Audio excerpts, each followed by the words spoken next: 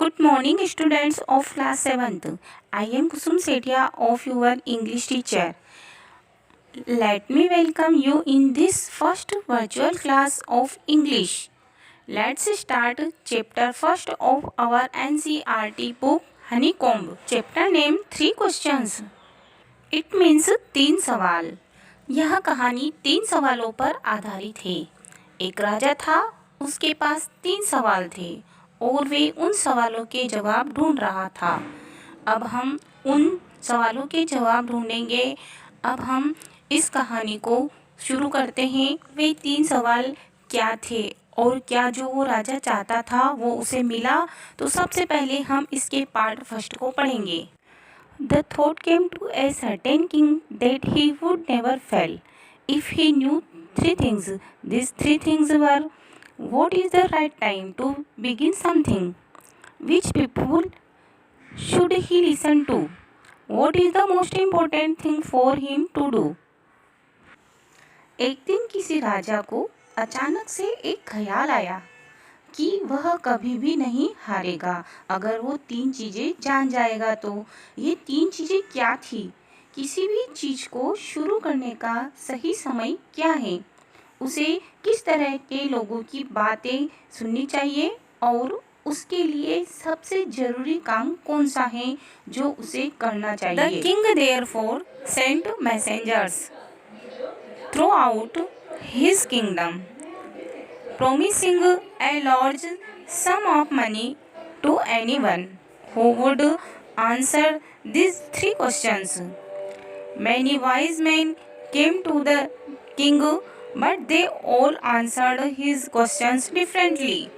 इसलिए राजा ने अपने मैसेंजर्स यानी कि दूत को अपने साम्राज्य में अलग अलग जगह भेज दिया और राजा ने ये घोषणा की कि वह वादा करता है कि जो कोई भी इन तीनों सवालों के जवाब देगा वो उसे बहुत सारा पैसा देगा. बहुत से बुद्धिमान आदमी राजा के पास आए, लेकिन सभी ने अलग अलग सवालों के जवाब दिए. In reply to the first question, some said the king must prepare a timetable and then follow it strictly. Only in this way, they said, could he do everything at its proper time. Others said that it was impossible to decide in advance the right time for doing something. The king should notice all that was going on, avoid foolish pleasures. पहले सवाल के जवाब में तो सबसे पहला जवाब क्या था? किसी भी काम को शुरू करने का सबसे सही समय क्या है? तो इसके जवाब में कुछ लोगों ने कहा कि राजा को एक टाइम टेबल बना लेना चाहिए और उसे उस टाइम टेबल का सख्ती से पालन भी करना चाहिए. उन्होंने ये भी कहा कि राजा सिर्फ इसी तरह अपनी सारी चीज़ों को सही समय पर कर सकता है. दूसरों ने कहा कि ये तो बिल्कुल असंभव है कि पहले से ये फैसला करना किसी भी चीज़ को शुरू करने का सही समय क्या होगा. और कुछ लोगों ने कहा कि राजा को उन सभी चीज़ों पर भी ध्यान देना चाहिए जो उसके आसपास चल रही हैं और उसे फालतू की बातों या मूर्खता भरे आनंद से भी दूर रहना चाहिए. Always do whatever seemed necessary at that time. Yet others said that the king needed a council of wise men who would help him act at the proper time. This was because one man would find it impossible to decide correctly without help from others the right time for every action. और उसे वही करना चाहिए जो उससे उस समय ज़रूरी लगे. और कुछ लोगों ने कहा कि राजा के पास एक पूरी सभा होनी चाहिए जिसमें सभी बुद्धिमान लोग होने चाहिए ताकि वो सही समय आने पर राजा को सलाह दे सके, क्योंकि एक अकेला इंसान सही समय आने पर सही फैसला नहीं कर सकता है बिना किसी की मदद लिए.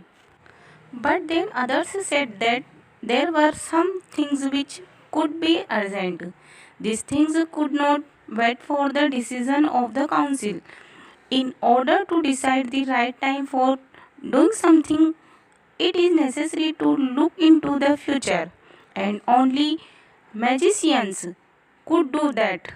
The king therefore would have to go to magicians. लेकिन इस सवाल के जवाब में लोगों ने ये भी कहा कि कुछ चीज़ें ऐसी होती हैं ज़िंदगी में जिसे आपको खुद ही करना पड़ती हैं, और उस समय आप किसी के फैसले का इंतज़ार नहीं कर सकते और ना ही किसी सभा का इंतज़ार कर सकते हैं। उस समय आपको जो भी ज़रूरी लगता है फैसला करने के लिए या किसी भी चीज़ को शुरू करने का सही समय क्या है, ये जानने के लिए इंसान को अपने भविष्य में देखना ज़रूरी है, और ये 3 चीज़ तो सिर्फ जादूगर ही कर सकता है। इसलिए जो राजा है उसे किसी जादूगर के पास ही जाना चाहिए। In their answers to the second question, some said that the people most necessary to the king were his counsellors, others said the priests, a few others chose the doctors, and yet others said that his soldiers were the most necessary.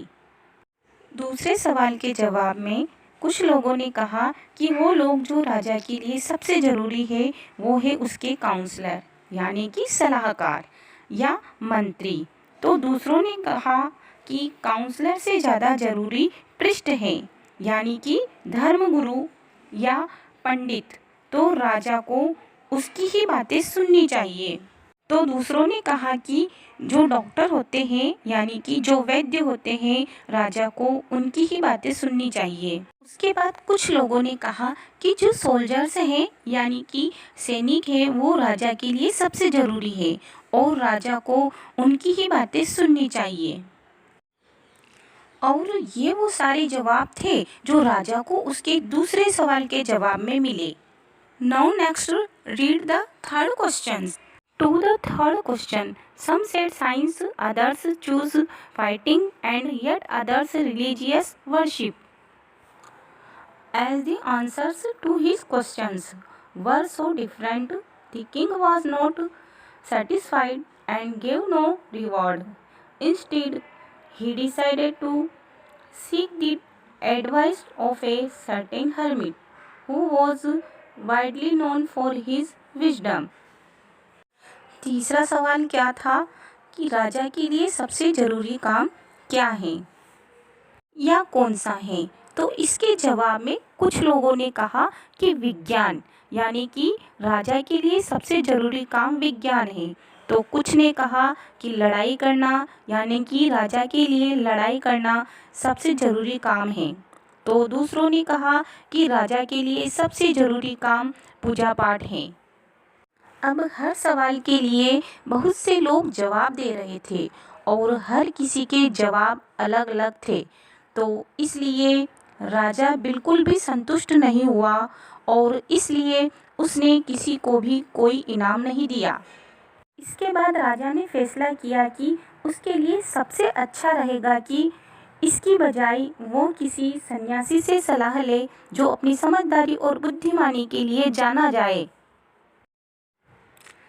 The hermit lived in a wood which he never left. He saw no one but simple people, and so the king put on ordinary clothes. Before he reached the hermit's hut, the king left his horse with his bodyguard and went on alone.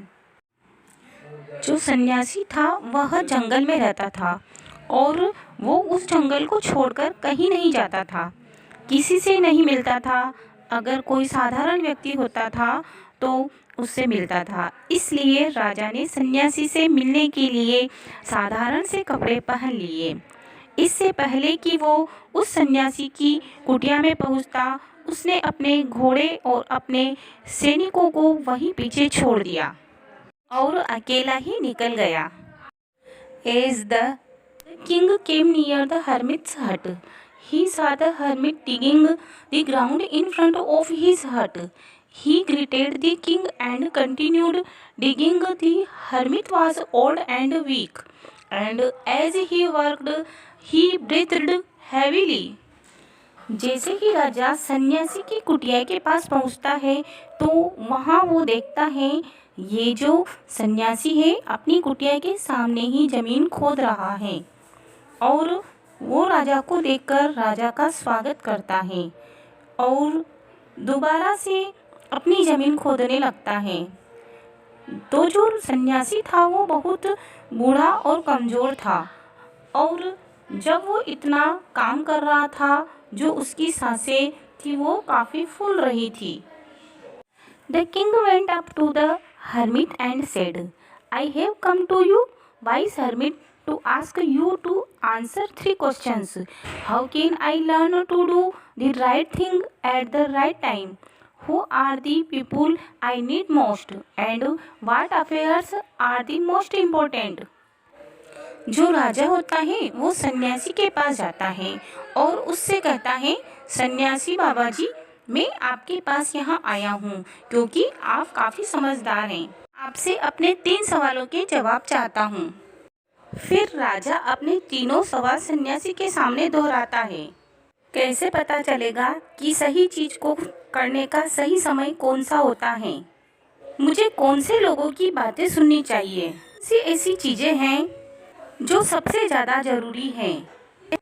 The hermit listened to the king but did not speak. He went on digging. You are tired, said the king. Let me take the spade and work in your place.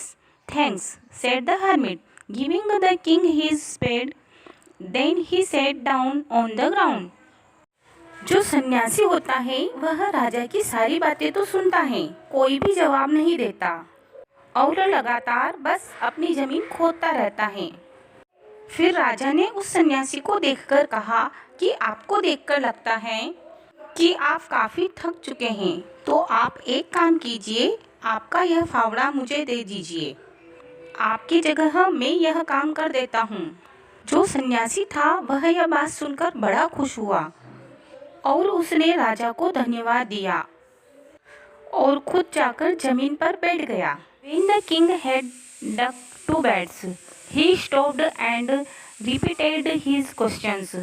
The hermit gave no answer, but stood up, stretching out his hand for the spade. Said, now you rest and let me work.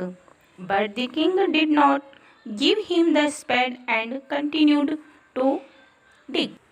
जब राजा ने 2 क्यारियां खोद दी उसके बाद वह रुक गया और फिर दोबारा से अपने तीनों सवाल दोहराए, लेकिन तब भी सन्यासी ने कोई जवाब नहीं दिया कि वो खड़े हो गए और अपना हाथ आगे बढ़ाते हुए बोले कि तुम अब ऐसा करो कि इस फावड़े को अब मुझे दे दो।